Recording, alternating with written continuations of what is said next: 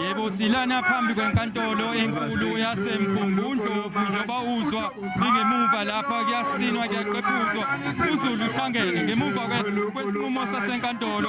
Angizokanda kakhulu ngamagama kodwa ngizozwa la ngithola nje ukuthi bathini nje abantu lapha kakhulukazi amakhosi nezinduna KwaZulu-Natal ngemuva kwesinqumo sasenkantolo ukuthi ubaba ngicela zethule eqala inkosi uMenziwa bese kuthi yena sithini kuthini umuzwa wakho ngemuva kwesinqumo sasenkantolo.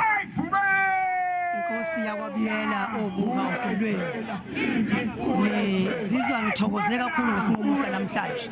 Njoba kwenzeke lokhu umuntu ayevele ekubuka ukuthi uma amajaji ehlulela lolu daba kufanele engabaleki enkambisweni yesintu nasenkambisweni yamasiko ngoba ubukhosi nesiko into ngeke uyihlukanise. Ingakho nje sithokoza ukuthi amajaji akwazile ugcina umongo wesiko lethu thina njengamaZulu.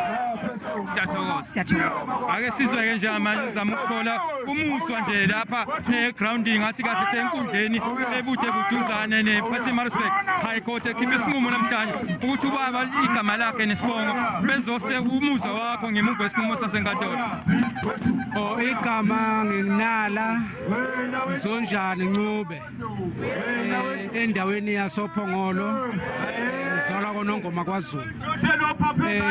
Isinqumo sami noma isinqumo esisithole namuhla enkantolo ngehluleka nokuchaza ngenjabulo esiyitholile nangaphezulu isikhathi eside kangaka kudlala umacashelana kungaphumi iqiniso lime lithi nje ngoba akekho ongazi ukuthi indlunkulu iyohlezi ikhethwe ngongaphezulu. Thina singabantu asikwazi ukuyikhethela asikwazi futhi ukuyikhombela njoba akhomba ongaphezulu kwaphuma inkomo zobaba nobaba omkhulu zakwela kwaNgwane zokhetha uNdlunkulu ozozalela inkosana yakithi kwaZulu. Bengisho ukuthi namhlanje kufika la engithokoza khona engidele konke bengikwenza ngashiya nomsebenzi ngoba ngifuna ukuyizwela mina mathupha ngingaphathelwa ngoba isekho enye ingonyama mhlambe esiyobekwa phezulu kwami kule minyaka enginayo engicabanga ukuthi ingonyama yokugcina kimi le.